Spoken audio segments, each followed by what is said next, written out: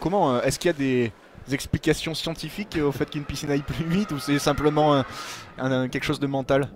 Non, alors il y a des éléments physiques très clairs qui sont pas forcément extrêmement bien définis, mais c'est vrai que ça a été l'objet de grands débats, notamment sur les réseaux sociaux pendant les Jeux Olympiques de Paris.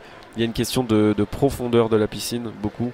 Je crois que c'est le principal élément, globalement, c'est la profondeur qui doit se situer à une distance, enfin, c'est une échelle. Si c'est trop profond ou si c'est trop peu profond, la piscine peut être ralentie. Mais la piscine de Montpellier est quand même connue pour être une piscine assez rapide. Bon départ déjà d'Anastasia Karpichnikova sur ce premier 50 qui a pris les devants devant Lucile Tessariol, la bordelaise qui est donc maintenant du côté du TOEIC. Absolument, et Anastasia qui a bien pris l'avantage et qui va passer avec un temps très honorable, juste en dessous de la minute 59-77. Voilà, c'est pas voilà, proche de ses tout meilleurs chronos, mais ça reste un bon départ. Anastasia Karpichnikova, donc 25 ans, qui, on en parlait, qui a fait sa médaille d'argent aux Jeux Olympiques à Paris sur le 1500 mètres, qui a fait un gros break juste après les Jeux Olympiques. Elle parlait de saturation notamment, et elle a avoué avoir bien fait la fête, notamment après ces Jeux Olympiques. Voilà, Philippe Lucas aussi, son entraîneur, a assumé, a eu, on va dire, l'intelligence de la laisser tranquille, de la laisser profiter, de la laisser couper, parce que elle pouvait pas faire autrement en fait. On a l'impression qu'il y avait besoin de ce break. Non, mais c'est très important pour les nageurs et les nageuses de trouver des moments où ils peuvent respirer, où ils peuvent s'aérer l'esprit, parce que de toute façon, c'est aussi le repos qui permet de reposer les muscles, qui permet de reposer la tête, qui permet aussi d'être capable de retourner s'entraîner 10-12 fois par semaine au quotidien, plus les muscles, plus tout ça. Donc voilà, il y a une vraie nécessité dans le repos, et encore plus pour les nageurs de demi-fond, voilà, qui font vraiment voilà, des dizaines et des dizaines de kilomètres par semaine. Ça peut monter à plus de 100-120 bornes pour ceux qui nagent le plus, donc voilà, c'est nécessaire. Et Anastasia qui a bien coupé, qui a repris l'entraînement en février, qui a enchaîné avec un stage en altitude en Arménie, et qui donc vient se jauger, vient se tester sur ces championnats de France. Elle est passée 2-1 là au dernier, aux 200 mètres.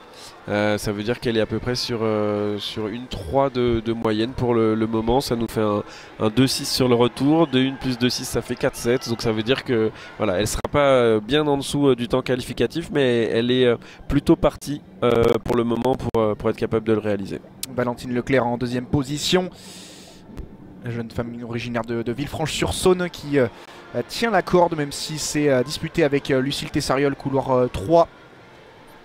On va voir, là il faut que ça passe moins de 3-4, autour des 3-4, oh, ouais. 3-5, 67, pas évident pour Anastasia Karpichnikova. Va peut-être falloir accélérer encore un petit peu. Je sais pas si elle en a sous la pédale. Elle doit faire moins d'une 2 sur le dernier 100. Et ça va être difficile, mais voilà, après on le sait, Anastasia elle a quand même l'habitude de nager très vite. Après, vous l'avez dit, elle a repris en février, là ça a pas l'air... ça a l'air un peu compliqué là pour Anastasia. Allez, le dernier 50 pour Anastasia qui bascule en 3,37. Elle doit faire 4,07,90 ou moins pour aller à Singapour. Ça va être compliqué. Elle doit nager 30 secondes là sur un peu plus de 30 secondes sur le dernier 50. On va voir si elle est capable de continuer à accélérer après le passage aux 375 mètres. Mais très honnêtement là, ça me semble...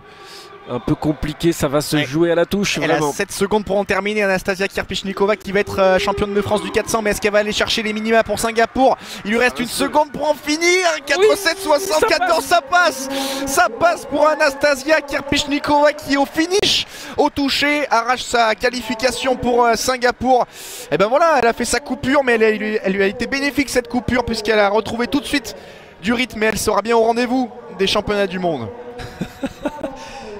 On voit qu'elle est dans le dur là, elle est toute rouge Anastasia, mais elle réussit quand même à venir aller chercher cette qualification. Elle revient très fort sur le dernier 100 mètres. Ah, c'est une énorme performance parce que son record de la saison sur 400 c'était 4,10 et là elle passe en dessous des 4,08. C'est absolument magnifique ce que vient de réaliser Anastasia Karpichnikova qui sera au rendez-vous et qui sera donc à Singapour au moins sur le 400 nage libre.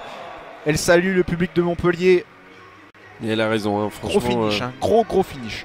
Ah ouais, elle est très bien revenue parce que en passant 3-5, c'était pas évident.